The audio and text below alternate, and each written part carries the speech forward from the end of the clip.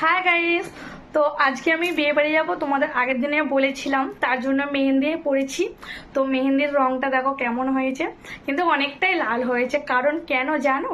ঠিক আমার বরের ভালোবাসা ঠিক এইরকম গাঢ়, তাই এত রং হয়েছে। যাই হোক, বিয়ে বাড়ি যাবো তো সবই ঠিক আছে, কিন্তু একটাই প্রবলেম। সেটা কি? প্রচণ্ড বৃষ্টি হচ্ছে। কিভাবে যাব আমি কিচ্ছু বুঝতে পারছি না যে কিভাবে যাওয়া যাবে। কারণ বৃষ্টিতে মোটামুটি কাউরে ভালো লাগে না, তো বিশেষ করে বিয়ে বাড়ির ক্ষেত্রে ভালো লাগে না। যাই হোক, কিছু করার নেই। তো কখন বৃষ্টি হবে, কখন কি হবে, সে তো কেউ জানে না। যাই হোক, তো আজকে আমি কি কি সাজবো তোমাদের সঙ্গে অবশ্য শেয়ার করব। বিয়ে বাড়িতে গিয়ে কী খাবো, কি করব, সেটাও শেয়ার করব। তো যাই হোক, সবচেয়ে বড় কথা হলো এই যে এই ড্রেসটা, মানে এই কালার ড্রেস আমি এই প্রথমবার পরবো। তো এই কালারটা আমি একবারও পরিনি, অবশ্যই এই প্রথম পরবো। তো এই কালারটা কার কার পছন্দ। বৃষ্টির সময় কিন্তু কারো ভালো লাগে না বিয়ে বাড়ি যেতে, কিছু করার নেই। তো ভেবেছিলাম আজকে শাড়ি পরবো, কিন্তু শাড়ি একদমই পরা যাবে না, যা বৃষ্টি। যা ভাবে হচ্ছে যে 3 দিন ধরে খুব পরিমাণে বৃষ্টি হচ্ছে। তো আমি এখানে কি কি রেডি করেছি চলো তোমাদের দেখাই। এই তো এই ড্রেসটা পরবো আমি। ড্রেসটা কেমন লাগছে বলো, কিন্তু আমার খুব খুব ভালো লাগছে। তো ড্রেসটাই ফার্স্ট টাইম পরবো, একবারও পরিনি, এই প্রথমবার পরছি। আর এখানে সব কিছু বের করে নিয়েছি আগে থাকতে, কারণ এটা শুধু আমার ক্ষেত্রে না, সবার ক্ষেত্রেই হয়। একটা জিনিস নিতে গিয়ে আর একটা জিনিস ঘেঁটে গেল। এটা নেবো তো ওটা ফেলে দেবো, ওটা নেবো তো এটা ফেলে দেবো। শুধু আমার ক্ষেত্রে না, এটা প্রত্যেকটা মেয়ের ক্ষেত্রে হয়। তাই আমি আগে থাকতে সব কিছু রেডি করে নিয়েছি। অবশ্যই তোমাদের সঙ্গে রেডি হয়ে আমি আবার আসছি। তো আমি রেডি হয়ে গিয়েছি। তো ড্রেসটা পরে কেমন লাগছে অবশ্যই জানিও। এই যে আমি বিয়েবাড়ি পৌঁছে গিয়েছি। তো এখানে আসার পরে দেখছি খুব সুন্দরভাবে সাজিয়েছে, কারণ রাতের বিয়েবাড়ি তো। রাতে বিয়েবাড়ি বেশ ভালোই লাগে, লাইটিং ফাইটিং দিলে না খুব সুন্দরই লাগে। আর এখানে বৃষ্টি হচ্ছে তোমরা জানো। তো হালকা হালকা যখন আসছিলাম হালকা হালকা বৃষ্টি হচ্ছিল, সামান্য ঝিরঝির গায়ে পড়েছে, সেটা নিয়ে আর কিছু বলার নেই। তো চলো উপরে ওঠা যাক, দেখা যাক। তো প্রথমেই দেখলাম বরকনেকে, কিন্তু বরকনেকে খুব সুন্দর মানিয়েছে, দুজনকে খুব সুন্দর। আর এখানে ডেকোরেশনটা খুব সুন্দর, যেখানে বরকনে বসে রয়েছে। কিন্তু দেখে আমার এখানে সেলফি তোলার প্রচণ্ড ইচ্ছা গিয়েছিল, কিন্তু কিভাবে তুলবো সেটাও ভাবছিলাম। কারণ এখানে অনেক কটাই লোকজন রয়েছে, দেখেও একটা কিরম লজ্জা লাগে তো সেলফি তোলার জন্য। তো যাই হোক, সব কিছু সব জায়গায় মানিয়ে নিতে হবে। আমি এখানে সেলফি অনেক তুলে নিয়েছি, কারণ এখানের ডেকোরেশনটা আমি একদমই লোভ সামলাতে পারলাম না। খুব সুন্দর একটা ডেকোরেশন করেছে। তারপরে বাচ্চারা তো গিয়েই প্রথমে আইসক্রিম, আর অন্য কিছু পেলো না, প্রথমেই আইসক্রিম।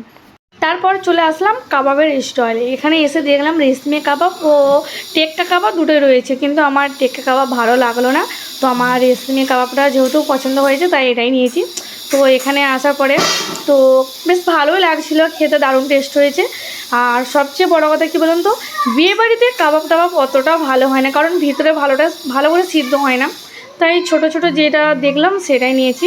তো তারপর চলে এসেছি এখানে কোল্ড ড্রিঙ্কস। তো কোল্ড ড্রিঙ্কস অনেক রকমই ছিল।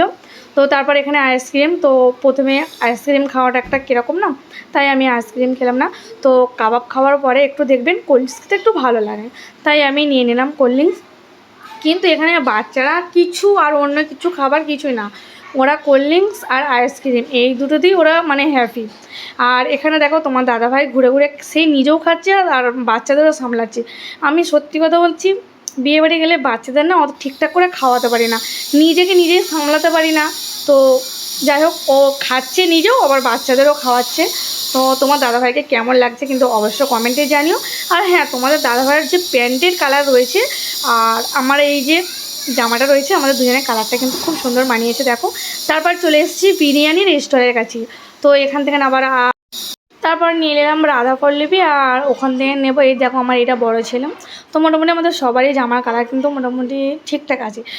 তারপর আমি আবার চলে আসলাম অন্য স্টলে। এখানে আসার পর তো নিয়েছিলাম নানপুরি আর চানা মশলা। তারপর কিন্তু নিয়ে নিয়েছি বিরিয়ানি। বিরিয়ানিটা ছিল চিকেন বিরিয়ানি। যাই হোক না কেন, চিকেন মাটন যাই হোক না কেন, বিরিয়ানি হচ্ছে সবারই ফেভারেট। তো আমারও খুব ভালো লাগলো, আর সত্যি চিকেন বিরিয়ানিটা ভালোই হয়েছে, দারুণ ফাটাফাটি।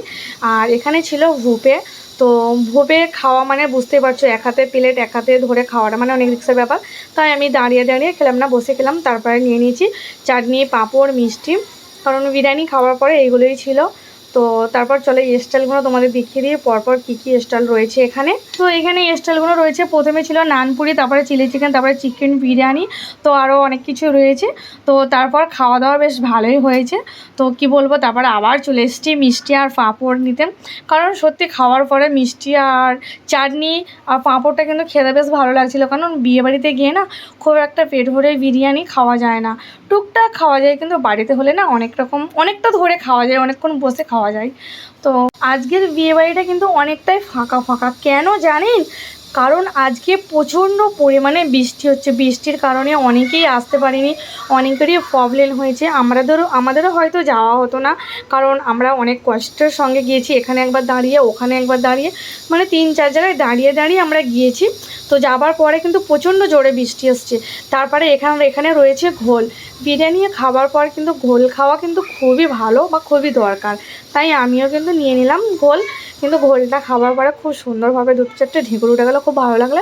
তারপর চলে এসেছি আইসক্রিমের স্টলে, কারণ সব কিছু খেলাম, লাস্ট কাট আইসক্রিম না খেলে হয়, তাই আইসক্রিমটাও খেলাম।